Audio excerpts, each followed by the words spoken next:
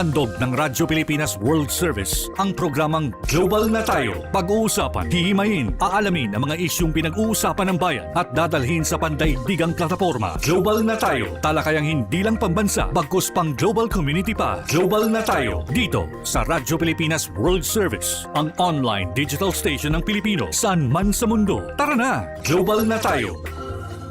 Muli po, isang mapagpalang pagbati at welcome na naman sa isa pang edisyon ng programang Global na Tayo. Ngayon po ay unang araw sa buwan ng Hunyo taong 2026. Ang programang Global na Tayo hatid po sa inyo ng Himpilang Radyo Pilipinas World Service. Isa po kami sa mga himpilan ng Presidential Broadcast Service Bureau of Broadcast Services. Ako po inyong lingkod, Ray Sampang. Kasama pa rin ang ating Global na Tayo team. Mula po sa ating production side ng ating executive producer, si Ms. Stephanie Vicente. Sa master control, si Ms. Susan Aison. Sa ating wirecast, si Justin.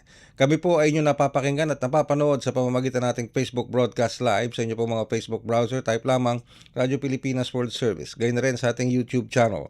Sa inyo po mga YouTube browser, type lamang Radyo Pilipinas World Service. At sa iba't ibang panig ng mundo, sa pamamagitan po ng ating shortwave broadcast, gamit ang ating mga shortwave transmitters ng Voice of America. Siyempre, hindi ko magpapahuli dyan ang ating live audio streaming sa inyong mga cellphones, Android man yan or iPhone. I-download nyo lamang ang ating PBS eBox Radio app. Kamusta na po kayo ngayong araw na ito ng Lunes? Unang araw sa buwan ng Hunyo 2026. Malapit na ang pasukan. Ilang araw na lang ang binibilang at magsisimula na naman ang pasukan lalo na sa ating elementarya, sa ating elementary level. So, expect heavy traffic ulit. Itong mga nakalipas na mga linggo o buwan, medyo maluwag ang trapiko sa Kalakhang, Maynila dahil nga po bakasyon. Pero ngayon, samahan pa ng habagat, baka bumalik na naman na yung traffic jam dito papasok at palabas ng Metro Manila. Pero ganoon talaga, 'di ba? Ganoon talaga. Yan ang talagang cycle natin sa buong taon, okay? Pero higit pa diyan ang ating pag-uusapan sapagkat babalikan natin ang naging state visit, 4-day state visit ni Pangulong Ferdinand R. Marcos Jr. sa bansang Japan.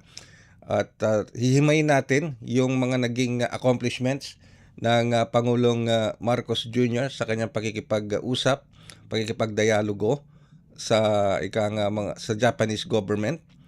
Gayon na rin sa mga malalaking Japanese private companies. And of course, sa royal family, imperial family ng Japan, dahil nagkaroon din po ng pagkakataon dyan na makadaupang palad ng Pangulong Marcos Jr. ang imperial family ng Japan. And of course, nagkaroon din ng pagkakataon ng Pangulo na magsalita sa parlamento o parliament ng Japan, okay? Kung saan nandoon po ang National Legislature, kumbaga yung Congress at Senado kung ihahambing natin dito sa atin. Yun po doon po siya nagsalita, and it's a rare occasion for a visiting foreign head of state na makapagsalita sa Japan Diet o yung parlamento po nila. And of course, pag-uusapan din po natin yung mga maritime cooperation na nasecure ng Pangulong Ferdinand R. Marcos Jr. sa kanyang pagtungo sa Japan. At hindi lang yan, sapagkat nagkaroon din ng pagkakataong makausap ng Pangulong Marcos o nagkaroon din ng pagkakataon ang Pilipinas sa panguna ni DND Secretary Gilberto Teodoro na makausap si US Department of War Secretary Pete Hegseth sa isang Shangri-La Dialogue. At dito sinabi po ng US na handa silang magbigay ng isang US Coast Guard ship sa Pilipinas upang makatulong at makadagdag sa naval assets o sa Coast Guard assets para mapanatili ang maritime security ng bansa. At dadakuin muna natin, sa putong ito, yung naging pagtungo ni Pangulong Marcos Jr. sa kanyang 4-day state visit sa Japan. Kasama po natin ang ating Philippine Ambassador to Japan, Her Excellency Mylene J. Garcia Albano. Magandang umaga po, Your Excellency Garcia Albano. Welcome back sa Radyo Pilipinas World Service. Thank you, Ray. Very happy to be here. Very nice to see you po. And salamat sa pag-imbita niyo sa amin to share with you yung mga magandang resulta ng pagbisita ng ating Pangulo dito po sa bansang Hapon. Of course, it's indeed a pleasure to see you again, Your Excellency, and to talk to you once again. Napakahalaga ng pag-uusapan natin because this involves yung 4-day state visit ni Pangulo sa Japan. Paano po pinaghandaan ng embahada ang 4-state visit ni Pangulong Marcos Jr. sa Japan? at kung saan nakadaupang palad pa niya ang Japanese imperial family, Ambassador. Yes, pinaplano po natin ng mabuti kung anong mga kailangan po gawin ng presidente habang nandito siya para ma-maximize po yung mga gains ng ating bansa. So nakita po natin na of course number one na priority ni Pangulo pagdating po niya dito ay kanyang nakipagpulong po siya sa ating Filipino community. So mainit po ang pag-welcome ng PhilCom dito kay Presidente at unang ginang at sa mga membro po ng kabinete na kasama ni Presidente dito. At nakipagpulong si Presidente, nakipag-istorya kung ano po yung layunin niya sa pagpunta dito. But more importantly, kinamusta po niya ang kalagayan ng ating mga fellow Filipinos po dito sa Japan. That was followed by courtesy call po sa Empress, kay Emperor Naruhito at Empress Masako to welcome them to the state visit. So ito pong pag-welcome nila Emperor at Empress, ikatatlong opportunity po lang yan sa term ng ating present Emperor and Empress dito sa Japan. So malaking honor po at karangalan. At aside from the courtesy call, of course, na-receive po siya ng Japanese government, si Prime Minister Takaichi, nakipagpulong din po si Presidente sa Japan-Philippines Parliamentary Friendship League composed of members po ng lower house ng Diet and the upper house. So nakipagpulong sila at na-share din po ni Presidente ano yung mga magandang balita sa developments ng ating relationship between our two countries, especially because we are celebrating this year yung 70th anniversary ng resumption of our diplomatic relations. The President was also able to meet with Japanese businesses that currently operate in the Philippines. So ito po yung malalaking Japanese conglomerates that are here and present in the Philippines.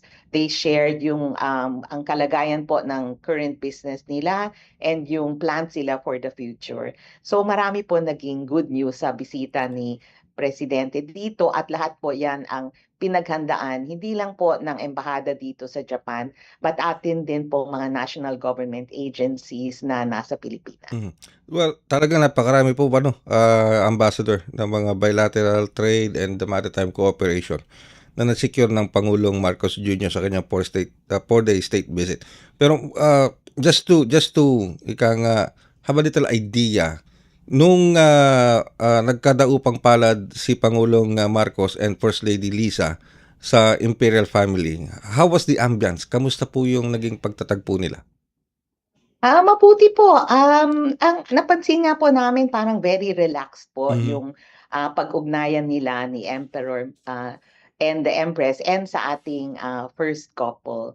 So they seem very warm, very friendly, and very easy po yung conversation nila.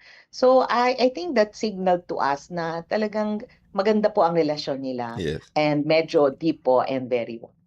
Alright. Dito po sa 4-day state visit ni Pangulong Marcos Jr. sa Japan, ang tinatawag na Comprehensive Strategic Partnership sa pagitan po ng Pilipinas sa Japan ang maituturing na milestone ng pagtungo ng Pangulo sa Japan.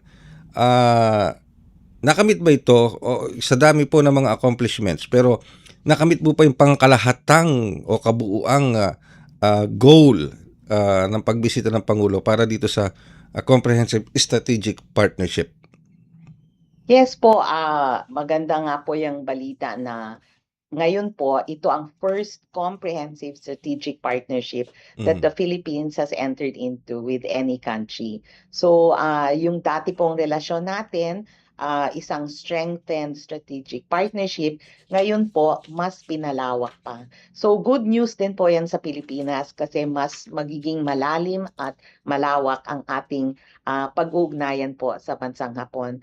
Many more opportunities will open up to the Philippines. And not only that, pero yung opportunities naman din for Japan, galing din po sa Pilipinas, mas lalawak pa din po. And of course, ito pong pagdating po sa energy and climate cooperation, maging meron pa tayong agriculture, space at digital transformation. Are all of these agreements maaari kagad maipatupad sa tulong po ng ating embahada dyan sa Japan? Yes, actually, maganda nga po kasi all of these partnerships and programs and projects, ongoing na po ito. Okay. So ngayon, mas papalawak lang po natin. Like yung sa area po ng agrikultura, una po meron tayong Memorandum of Cooperation on Agriculture.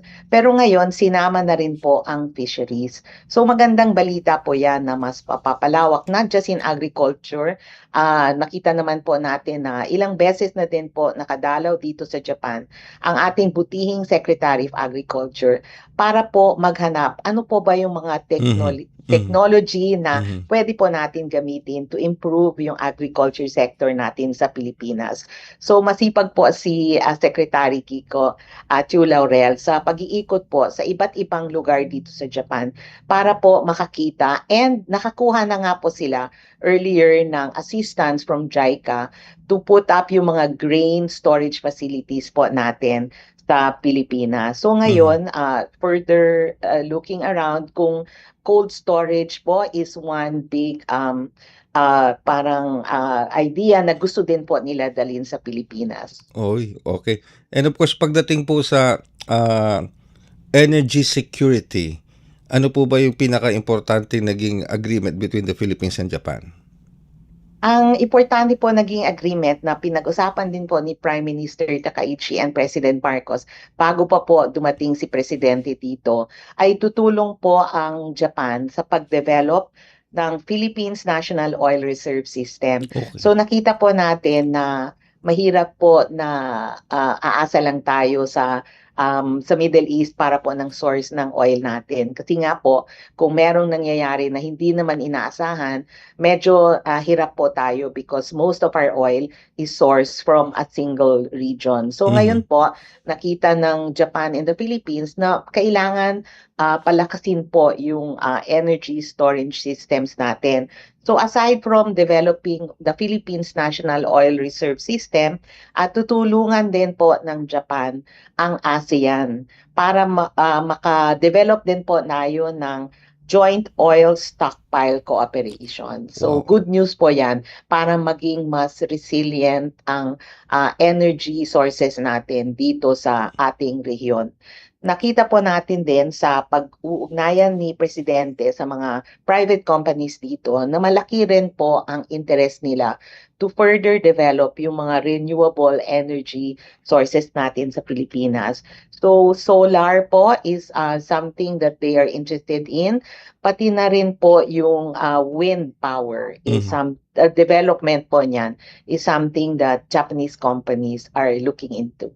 Alright. And of course, Your Excellency, napag-usapan din po ba ng Pangulo at ng Japanese government, especially ng kanilang Prime Minister, yung tungkol dito sa ASEAN chairmanship ng Pilipinas for this year, and of course yung mga hakbang na ginagawa ngayon ng Pilipinas to strengthen the cooperation among ASEAN member countries? Yes, napag-usapan din po nila yan, especially in the context po of itong power situation natin. Kasi ngayong darating November, meron nga pong ASEAN Summit na gaganapin sa Pilipinas. So one of the areas na na-discuss po dito with the Prime Minister, pati na rin po with former Prime Minister Kishida, is yung AZEC po. Yan po is a program of Japan to assist din po ASEAN countries in the Philippines with to achieve yung renewable power objectives po natin. In the case of the Philippines, gusto kasi po, ang ating aim po is 30% renewable sources by 2030. So, tinutulungan po tayo ng Japan, hindi lang po ang Pilipinas but ASEAN as well. So, yan po is one of the more important parang pag-uusap na gusto din po maganap ng Japan during our ASEAN Summit in November. Alright.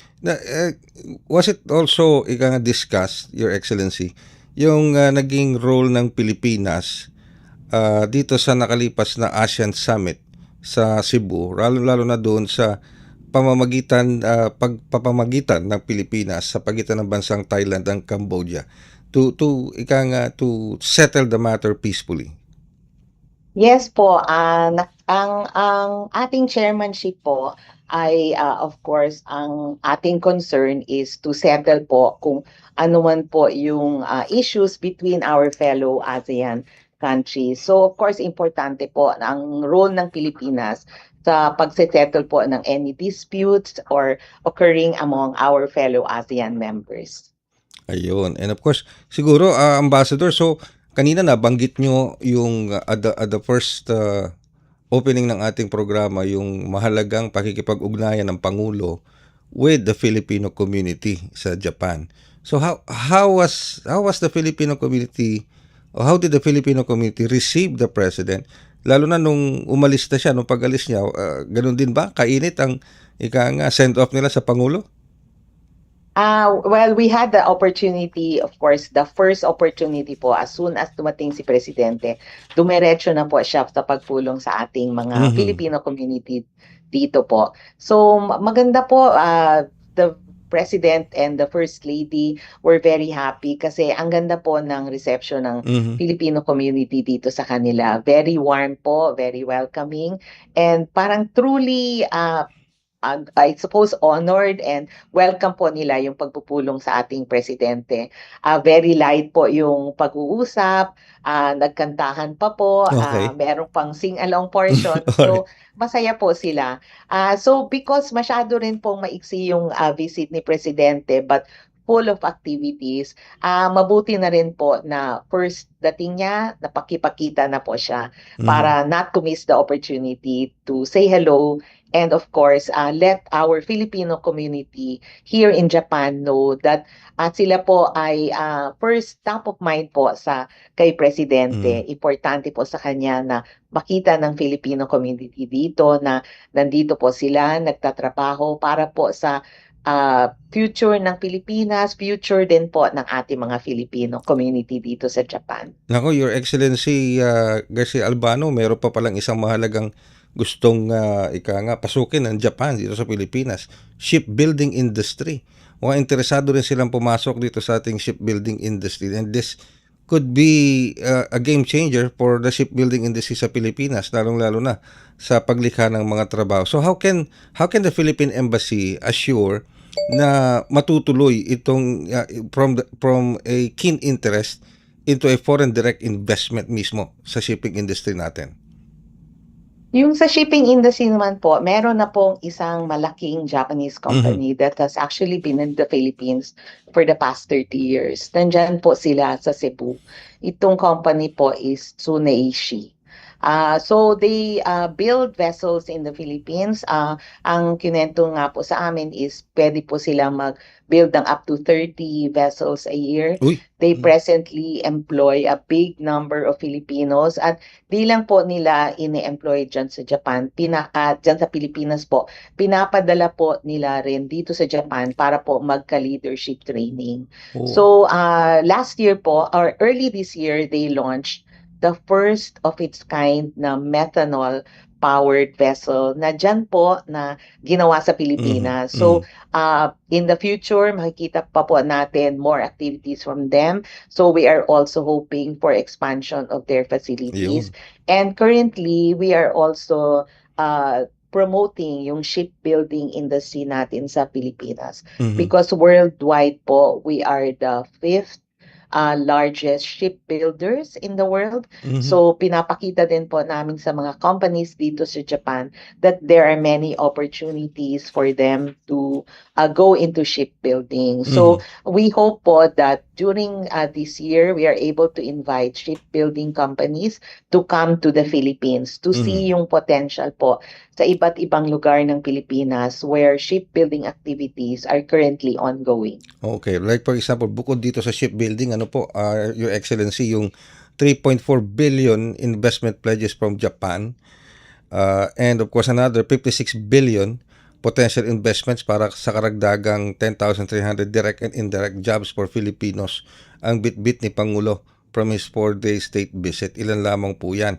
So, siguro ang susunod na tanong ng ating taong bayan na nanonood at nakikinig ngayon, when can we feel all of these investments sa tulong po ng ating embahada? How can we feel this beneficial news dito sa naging state visit ng Pangulo?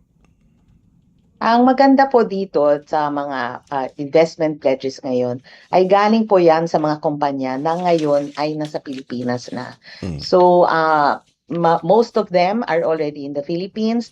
Ang expansion plans po nila involve employing more Filipinos and putting in more investment for infrastructure and facilities out of which they can operate.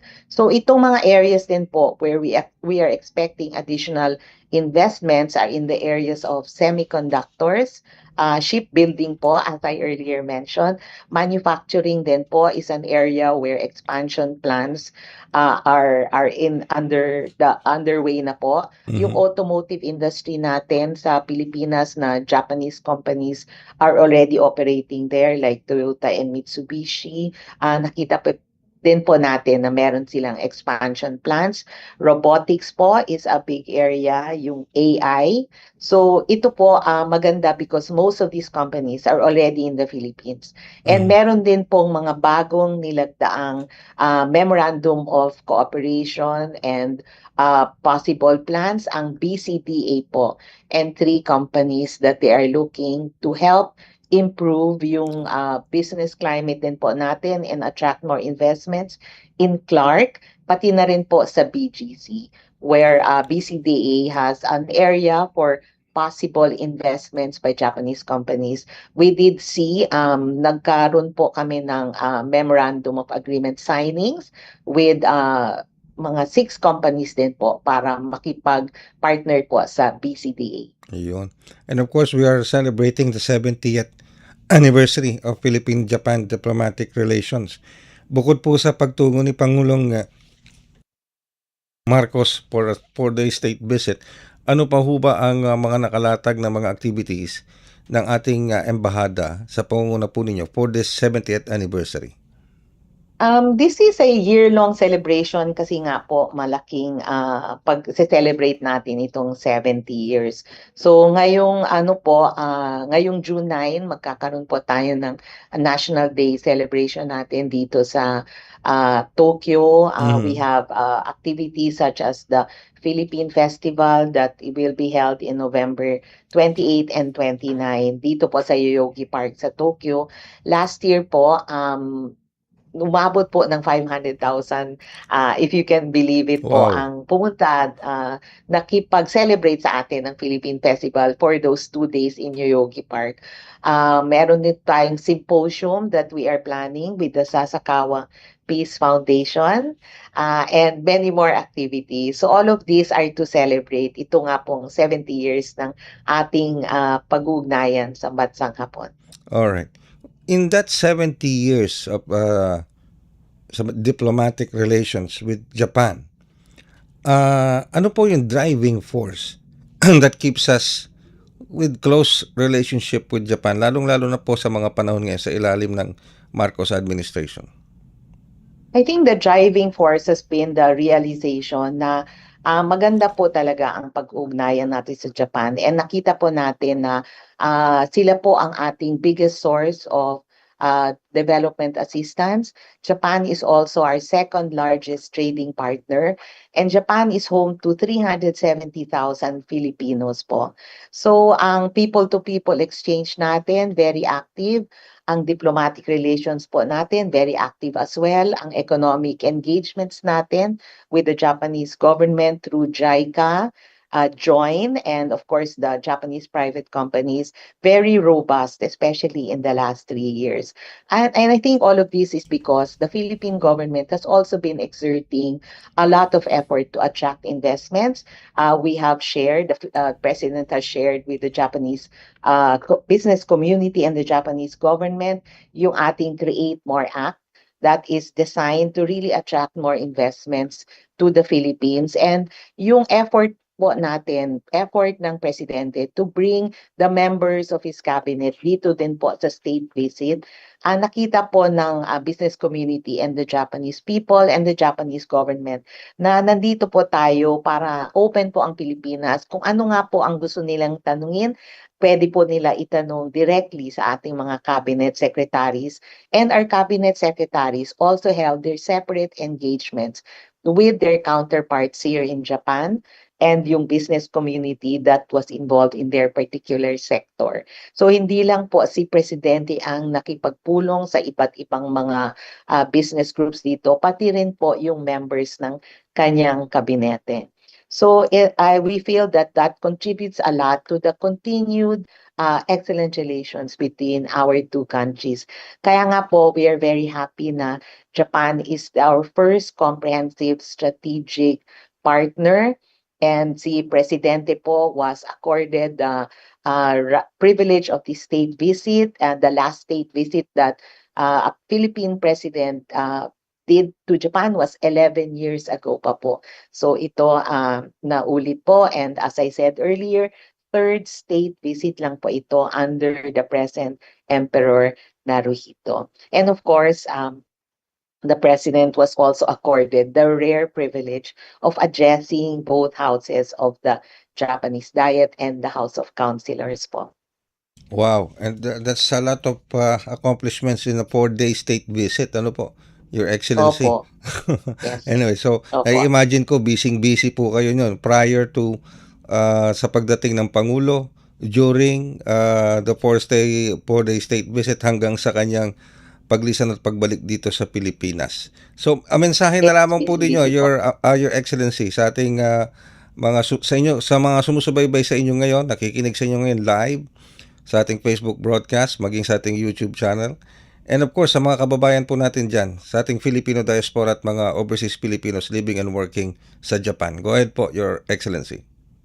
Yes, pasalamat lang po kami sa support ng Filipino community dito sa ating presidente at unang ginang. And of course, pasalamat din po tayo sa ating mga kasama sa national government agencies natin sa Pilipinas at sa Embassy of Japan sa Pilipinas and the Japanese government for the hard work that was put into this visit to make it the successful one that it was. Maasahan nyo po na kami dito sa Embahada ng Pilipinas sa Japan magtatrabaho po para lahat po ng naumpisahan natin ay talagang matapos po natin all these investment pledges, maging translate po natin into actual investments and jobs for our government and the Philippines, and of course yung pagpa-improve po ng energy situation natin, kung ano nga po yung nakuha nating agreements dito sa Japan, at itatrabaho po namin na maipatupad lahat po yan.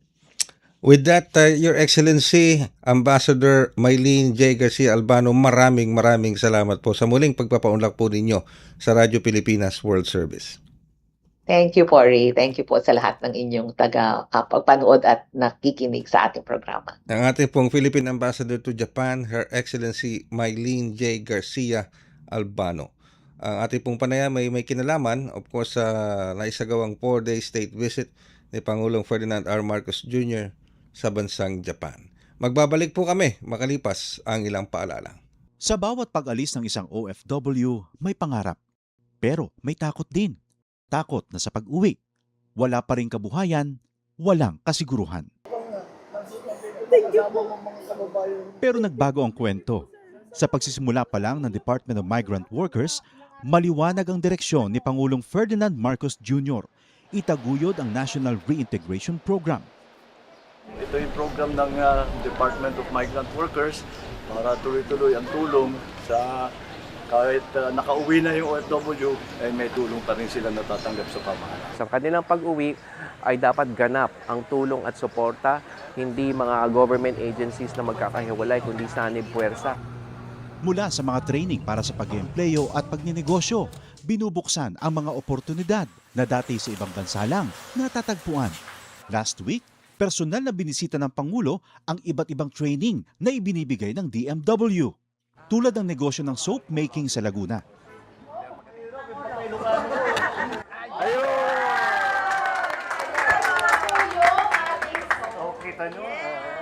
Isa ito sa mga negosyong ngayon nagbibigay ng bagong kita at bagong pag-asa sa ating mga OFW. Isang dating seaman, chef at housekeeping staff. Ngayon, mga negosyante na. Sa pagninegosyo, gumagabay ang Department of Trade and Industry. Ang laki ng ginawa nilang sakripisyo para magtrabaho sa ibang bansa. Tinatawag natin silang bagong bayani. Tapos dapat naman, pag uwi nila, meron din tayo may tulong sa kanila para patuloy naman ang kanilang anak. Sa buong bansa, tuloy-tuloy ang trabaho. Isa-isang inaayos sa mga bagay na nagpapagaan sa buhay ng mga Pilipino. Ang pag-uwi para sa mga OFW, hindi nakatapusan, kundi isang matapang na simula para sa ating mga bagong bayani. Global na tayo! Global na tayo! Kasama si Ray Sampang dito sa Radyo Pilipinas World Service. Kayo po ay patuloy na sumusubaybay sa ating programang Global na tayo dito pa rin sa impilang Radyo Pilipinas World Service. Ako pa rin po inyong lingkod, Ray Sampang. Kanina nakausap po natin ang ating Philippine Ambassador to Japan, Her Excellency Maylene Garcia Albano. Ano po? At pag-usapan namin yung mga trade, bilateral trade and diplomatic agreements na nakuha ng Pangulong Ferdinand R. Marcos Jr. sa kanyang 4-day state visit sa Japan, including yung mga nabanggit ko nga kanina na $3.4 billion investment from Japan and another 56 $56 billion potential investment na maglilikha ng mahigit sa 10,000 trabaho, direct and indirect jobs para sa mga Pilipino at iba pang mga bilateral agreements o diplomatic agreements with Japan. Kausap na nagkaroon din ng pagkakataong makadaupang palad ng Pangulo ang Imperial Family ng Japan at makapagsalita sa Japanese Diet o yung sa kanilang parlamento. Pero this time around, marami rin pong mga naging maritime security cooperation na napagkasunduan sa naging 4-day state visit ni Pangulong Marcos Jr., especially with the Japanese Prime Minister. Isa na po dyan yung mga maritime cooperation pag pinag-uusapan po ay ang West Philippine Sea. At syempre, yung mga iba pang mga security cooperations tulad ng pagsisiguro ng Japan na magbibigyan tayo ng Abuma class destroyers. At meron pang aerial patrol na pwedeng ibigay sa atin. So, sabi nga doon sa isang one time nanonood ako ng isang international news agency sa YouTube ano daw yun? Ito pong nangyayaring mas pinalakas na maritime cooperation sa pagitan ng Pilipinas at ng Japan, especially pag pinag-uusapan yung delimitization ng boundaries ng Pilipinas at Japan ay isang bangungot daw para po sa China. So alamin muna natin ang pananaw dito ng expert sa nasabing linya ng topic na ating pag-uusapan sapagkat makakasama naman po natin ngayon ang founding president ng International Development and Security Cooperation, walang iba kundi si Dr. Chester B. Cabalsa. Dr. Cabalsa, welcome back sa Radyo Pilipinas World Service at dito sa programang Global na tayo. Nice to have Thank you you, again. sir. Good morning. Yes, Good morning. magandang good morning po sa lahat ng tagapakinig at nanonood sa inyong programa. Maraming salamat po sa pag-imbita. Kami po dapat magpasalamat, Professor Cabalsa, sa Dr. Cabalsa, sa pagpapaunlak po ninyo. Paano po nyo maa-assess ang naging accomplishment sa 4-day state visit ni Pangulo sa Japan sa aspeto ng maritime security cooperation, lalo na dito sa usapin ng maritime boundary delimitation sa pagitan ng Japan at Pilipinas? Unang-una po, napakalaki at lawak at napakalakas pong pagbisita ng ating Pangulo doon sa Japan, no? Dahil alam po natin na gusto nilang iangat po yung ating relationship bilang isang comprehensive strategic partnership. At doon na nga po nabanggit ninyo yung mga bagong agreements, no? Lalong-lalo na dun sa delimitization ng nung sa territorial. And at the same time yung mga iba pang military agreements, no? Unang-una, talagang minamadali ni Japan na mapirmahan ng ating Pangulo ito dahil tinitingnan ni Japan yung long-term effect, no? Dahil alam niya magkakaroon din tayo ng election sa 2028. Gusto niya na kumbaga dire-diretso yung tuhog, no? At hindi na mabago pa yung mga sitwasyon, dahil alam nila na napaka-importante nung mga agreements na ito, lalong-lalo na sa regional security. Yung mga puwersa at mga tulong nila, lalong-lalo na rin doon sa intelligence gathering, doon sa mga missile system nila, ay mukhang gusto nilang ipamana sa mga Pilipino itong mga teknolohiya nila, dahil nakikita nila tayo kasi yung parang kakambal nila doon sa may problema pagdating doon sa First Island Chain, dahil alam nila, sigurado sila na kumbaga nasa mundo na tayo na hindi na yung sitwasyon na threat si China, ganyan. Kumbaga, nandiyan na siya. No, ano dapat yung gawin natin para pasiglain yung regional security natin, na kung saan ay kaya nating ipagtanggol yung rules-based order, at the same time hindi manghimasok yung malaking kapitbahay natin na alam natin ay Mhm. malakas din sa ngayon. Okay. Ah, tulad na nabanggit niyo Dr. Cabalsa, parang gustong madaliin o expedite ng Japan Mm. itong mga measures na ito. May kinalaman ba din ito dito sa First Island Chain concept, Dr. Cabalsa? Yes sir, definitely ang pinaka-ano kasi, ang mga bansang tatamaan dun sa First Island Chain ay ang Japan, Philippines at Taiwan. Mhm. At alam naman po natin na dahil doon sa kasaysayan at hidwaan ng Japan at ng China, at doon sa tatlong nabanggit ko kanina sa Japan, Philippines at Taiwan, ang pinakamalakas doon ay ang Japan. Mhm. So then tendency kapag nagkaroon ng digmaan, ang pag-iisip ng malakas na kalaban ay ang una niyang titirahin din yung malakas niyang opponent, Mhm. adversary, no? Mhm. So yun yung Japan. So Mhm. most likely naghahanda si Japan, and of course no, kumbaga collateral damage na rin doon yung Pilipinas at ang Taiwan. Unang-una, syempre nandun yung Taiwan, very sinabi ni Xi Jinping doon sa last na interview niya, in red line talaga yan, Yes. no?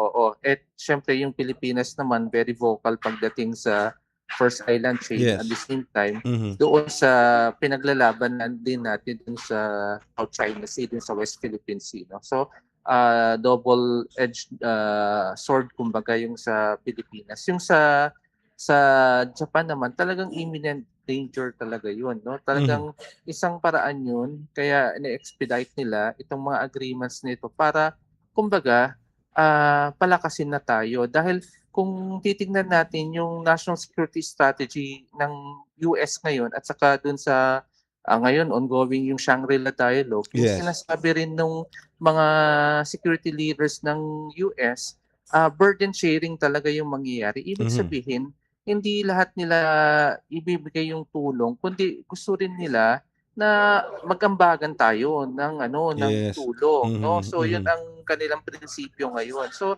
ibig sabihin, ramdam ni Japan yung bigat talaga ngayon ng Mhm. sitwasyon dito sa ating rehiyon, dahil unang-una siya yung nakatapat ni China sa kasaysayan at sa ngayong sitwasyon na ito, dahil kaalyado ng Japan din si US at ang Pilipinas. At the same time, ramdam nila yung bigat na nakapasok na nga tayo dito sa Mhm. panahon kung saan ay may posibleng digmaan na mangyari. Mhm. Hindi natin alam kung kailan, Mhm. dahil mga tao rin tayo, depende yan sa mood ng tao o sa mga sitwasyon na pwedeng mangyari, no? So, kaya pinaghahandaan ng lahat po. Alright. You mentioned Shangri-La Dialogue, Mm. especially with US War Department Secretary Mm. Pete Hegseth. Hegseth, oo. Yes, and nabanggit na magbibigay ang US ng isang, I think, Coast Guard vessel, I think more than 200 meter Mm. long na Coast Guard vessel para sa Pilipinas to help augment yung maritime patrols nito. Mm. Ito po ba ay dapat na ikabahala ng China? Tapos Sige po.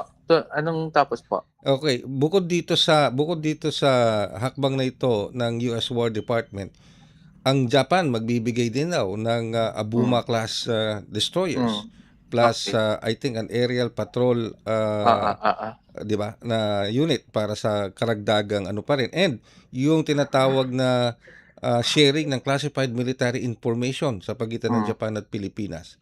Meron kasi Okay. ako nasumpungan na commentary, Dr. Cabalsa, sa isang international media outlet Mm. na itong mga nangyayari ngayon ay isang bangungot para sa Mm. China.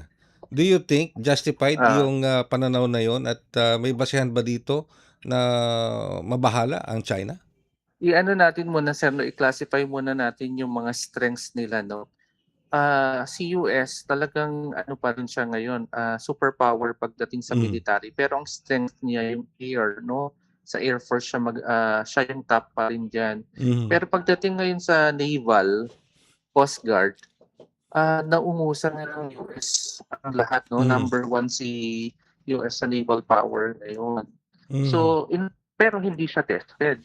In Mhm. terms of number, pwede 'no. Mhm. Pero yung World War experience niya wala pa 'no. Mhm. So Mhm. magkaiba po kasi yung quantity over quality. Ngayon doon sa mga ibibigay sa atin ng ano ng US at ng Japan, doon sa maritime capability natin, well, of course 'no, masaya tayo dahil may add-on. Kasi alam niyo po, one of the longest coastlines po ang Pilipinas in Asia, 'no. Ang haba, mas mahaba pa 'yan sa China kaysa at saka sa US yung coastline natin. Imagine mo yung 360 degrees na maritime convergence natin, Mhm. ikot Mhm. ka around the Philippine Mhm. Archipelago.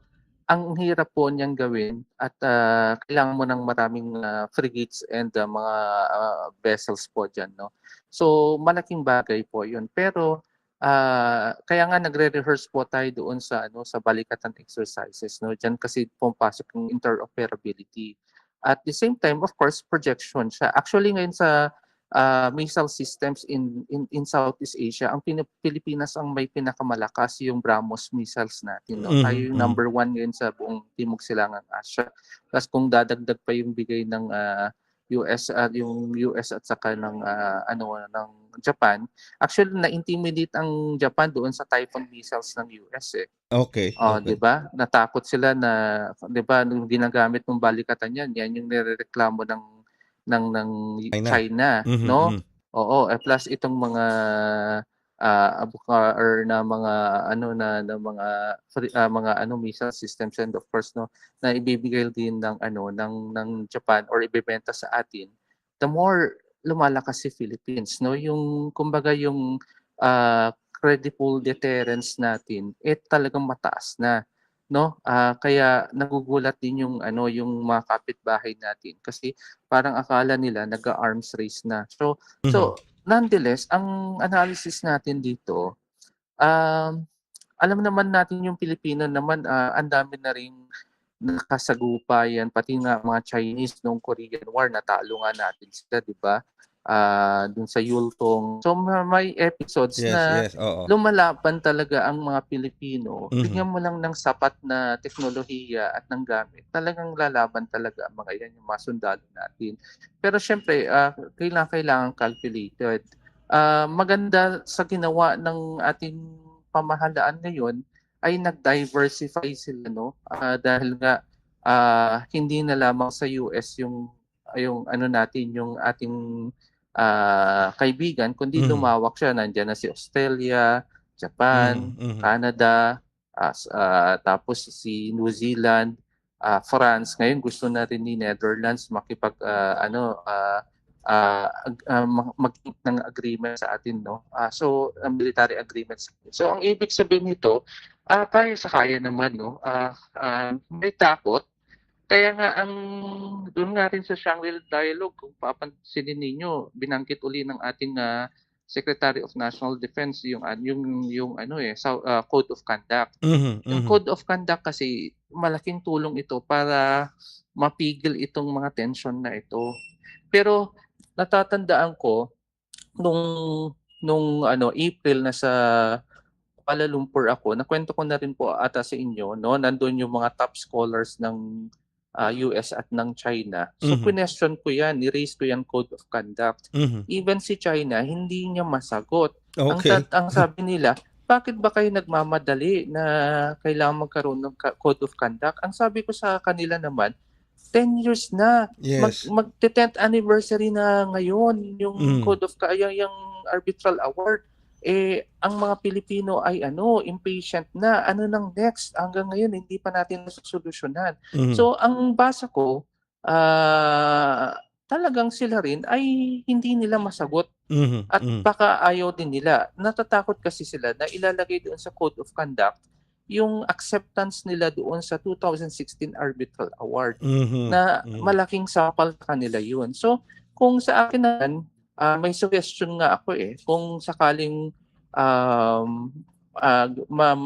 kasi ang sabi ng mga iba, lalo na sa isang forum nakasama ko doon si Supreme si dating si Carpio. Associate Justice Carpio, sinasabi niya hindi magfa-finalize yung code of conduct this year. Ang Mhm. suggestion ko nga let's have a temporary, kumbaga, maybe code of conduct. Kaya yung every after 3 years mo siyang i-review Mhm. Mhm. para bang sinasayki mo rin yung China na unti-unti nilang tatanggapin din yung Okay. kanilang kapalaran or yung kanilang desisyon na tanggapin yung arbitral award. Kasi talaga namang malaking sampal para sa kanila yun. Mhm.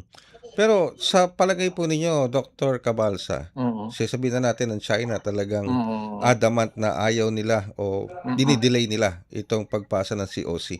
Pero how about the other ASEAN countries? Kasi alam Ah, natin, maraming kaalyado ang China, yes, di yes. ba, Agree dito po sa ASEAN. doon, no? Mhm. Tama po kayo doon. Even si Malaysia na kung saan nandoon ako noong last month, no? Medyo hesitant din siya, no? Mhm. Kasi ang iba kasi yung hedging strategy kasi yung ginagawa nila. Ang ibig sabihin po ng hedging strategy ay yung nakadepende rin sila Mhm. doon sa malalakas na bansa. Economically talagang ngayon may nilabas yung isang think tank sa Malaysia, no? Ang ranking ngayon ng mga sumusuporta sa China, Mhm. surprisingly, no? Itong mga bansang Indonesia, Malaysia, Singapore, Brunei, no, talagang solid na na nag-hedge sila economically Mhm. speaking kay Mhm. China. Mhm. Surprisingly, yung mga dating tumulong or tinulungan ni China, halimbawa na lamang itong si Cambodia, Myanmar at Laos, gumigit na, kumbaga 50-50 sila ng US. Mhm. So ibig sabihin, nakita kasi nila na hindi maganda yung masyadong nakadepende sa US. Siguro Okay. may discrepancy silang mga nakita diyan. Mhm. Kaya nakikipag-ugnayan na rin sila sa US, no? Kasi doon sa top 10 na 'yan, nasa bottom ang expectedly ang Pilipinas sa Okay. Mhm. China, no? Mhm. Talagang pro-US yung ating yung foreign policy sa ngayon, no? So makita ninyo na nagbabago, no? Mhm. Hindi tingnan natin sa mga susunod na mga taon Mhm. kung paano maglalaro ang mga yan. So ang punto ko po dito, talagang nag-invest ng todo-todo rin si China. Kung Mhm. matatandaan niyo yung last na visit ni Trump sa China. China kay Mhm. Xi Jinping, ang analysis ng mga ng mga world analyst din na sumasang-ayon din ako, halos pumantay actually ang lakas ni China kay US, no, Mhm. pagdating sa global affairs, no. Mhm. So yun Mhm. yung basa. Expected din naman, pero ang sinasabi natin dito, pwede naman nating ayusin pa, no. Mhm. Well, of course hindi natin matatanggal yung alliance management with the US, no. Mhm. Hindi natin alam kung sino man yung mananalo in the future, no, sa 2028. Mhm. Baka mayanig yan, no. But at the same time, ibalanse natin, no. Mhm. Nandyan si US, yes, of course, no. Lalong-lalo na ang dami nilang investments na gustong gawin ngayon sa Pilipinas. Dahil Yes. nakita Mhm. nila, ang tanong natin sa kanila ay, nasaan yung ayaw ninyong makipagkalakal kami sa China, pero Oo. nasaan yung investments nyo? Yes. O Oo, tama. ngayon, Tama. nagpapakitang gilas sila ngayon, no. Tingnan Mhm. natin kung paano po nila papalakasin yung kasi nakita nila ang kulang talaga sa kanila ay yung economic substance nila. Mhm. Siguro last question ko for today, Dr. Cabalsa. Mm. Hindi ko maiwasang balikan Mm. itong pagkasunduan ng Pilipinas at ng China natin yung dito sa yung delimitation Mm. boundaries. Ang sinasabi kasi ng China dito, illegal daw 'yun. Sapagkat meron din naman daw silang claim sa mga Mm. areas na masasakop nung delimitation na 'yun. Bilang isang Mm. foreign policy expert, ano po ang reaksyon niyo dito? Ano Mm. ba? May basehan ba yung sinasabi ng China na illegal yung Opo. delimitation na 'yun? Ang problema doon sa claims ni China doon sa delimitation na boundary, unang-una meron tayo kasing international laws kung saan nga may napanalo nga yung Pilipinas. Ang problema kasi sa kanila sa ngayon ay yung interpretation nila ng international law ay pabor sa kanilang sariling interes at hindi sumasang-ayon doon sa pananaw ng buong mundo. Kaya nga ayaw nilang tanggapin yung arbitral award. Gusto nilang mag-change regime pagdating doon sa interpretation and implementation of international law. Hindi pa pwede naman yung ganun dahil nga community of nations tayo. So signatory sila ng UNCLOS pero hindi nila tinatanggap at ini-implement na ng mabuti yung kanilang pagiging UNCLOS member and signatory.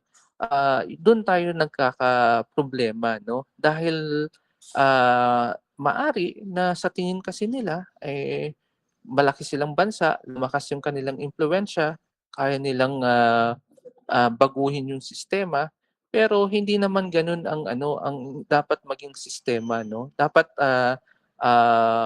ang maganda dito, aware ang mga Pilipino, tinuturuan natin lahat yung mga maritime and naval officers natin at alam nila yung UNCLOS at dito tayo bumabase. Kaya hindi pupuwede na lokohin tayo naman ng China pagdating sa interpretation dahil isa ito sa mga strengths ng Pilipino. Tayo nga yung nanguna doon sa lawfare, 'di ba, noong 2016. Ang gagaling ng ating mga legal luminaries at ang epekto nito ay maraming mga bansang nakipagkaibigan sa Pilipinas dahil naniniwala sila sa naratibo natin, naniniwala sila doon sa pagprotekta natin doon sa international laws na kung saan ay ni-invalidate niya yung interpretation ng China pagdating doon sa delimitation of boundary. Okay. So, sa lahat ng mga naging accomplishments ni Pangulo sa 4-day state visit niya sa Japan, especially with this maritime cooperation, Mm. sa Shangri-La Dialogue, where will the Philippines go Mm. next? Ano mga sa tingin mo, Ang Dr. Cabalsa? yang nakikita ko dito is yung consistency of our pronouncements. At saka nakikita natin yung results, the fruit of our labor, kumbaga, no?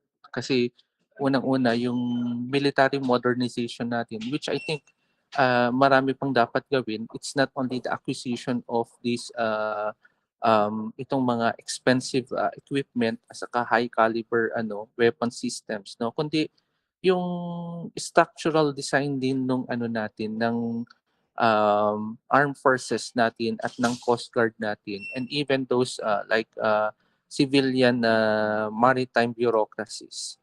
Kinakailangan maging united and baguhin din, no?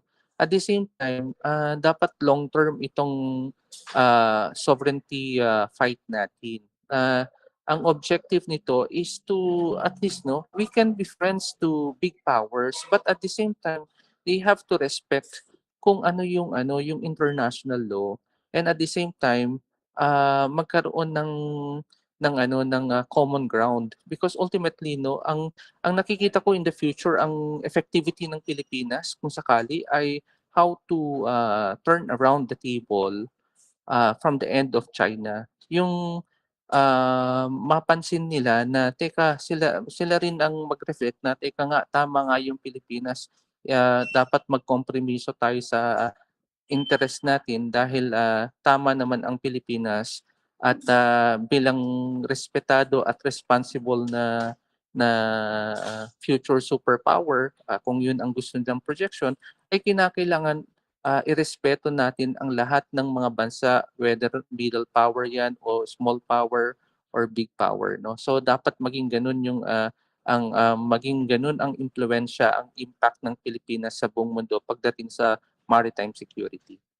With that, Dr. Chester Cabalsa, maraming salamat po sa oras as usual again na pinagkakaloob niyo sa amin Maraming salamat po, dito. sir. At, Thank you so thank much, you very Dr. much. Cabalsa. Okay. Ang ating pong Dr. Chester Cabalsa, nakausap po natin dito sa ating programa. Napakarami niyang mga mahalagang impormasyon at pananaw na ipamahagi sa atin. Pero particular dito sa mga naging maritime cooperation ng Pilipinas sa isinagawang 4-day state visit ni Pangulo sa bansang Japan and of course sa Shangri-La Dialogue. Pero syempre, bukod dito sa pagtutok natin sa mga napag-usapan na natin, ngayong araw na ito, nakatutok din kami at ang taong bayan dito sa Pilipinas sa anumang mangyayaring Senate Plex. Senate Plex sa Senado. Mamaya, okay? May bago na naman ba? Magkakapalitan na naman ba ng Senate leadership mamaya? Malaking katanungan yan, kiliti yan sa ating mga taong bayan. Pero susubaybayan po ng taong bayan yan kung ano ang mga mangyayari sa susunod na kabanata ng Senate Plex sa Senado. Kung may magbabago ba ng Senate leadership, mapapalitan na ba si Senate President Alan Peter Cayetano o hindi siya mapapalitan? O meron na bang lilipat mula sa majority, lilipat sa minority? Okay, malalaman po natin yan. Paano yung tinatawag na yung eksena kung paano mangyayari, kung ano man ang mga developments na mangyayari sa Senado ngayong araw na ito ng Lunes. Senate Plex. Yun po ang ngayon Yun ang tinatawag ng taong bayan sa mga nangyayari ngayon sa Senado. Pero ulitin ko, sana po mas pagtuunan ng pansin ng ating mga mambabatas, lalo na ng ating mga senador, ang mga batas at kanilang mga trabaho, responsibilidad, yung talagang nakatutulong at makakapagpaangat sa buhay ng bawat ordinaryong Pilipino, hindi yung kanilang pangsariling interes lamang. Alright? Maraming salamat po sa inyong pagsubaybay sa isa pang edisyon ng programang Global na Tayo. Hanggang sa susunod na episode, maraming salamat po at ingat po tayong lahat. Handog ng Radyo Pilipinas World Service ang programang Global na Tayo. Pag-uusapan, hihimayin, aalamin ang mga isyung pinag-uusapan ng bayan at dadalhin sa pandaigdigang plataforma. Global na Tayo, talakayang hindi lang pambansa, bagkus pang global community pa. Global na Tayo, dito sa Radyo Pilipinas World Service, ang online digital station ng Pilipino saan man sa mundo. Tara na, Global na Tayo!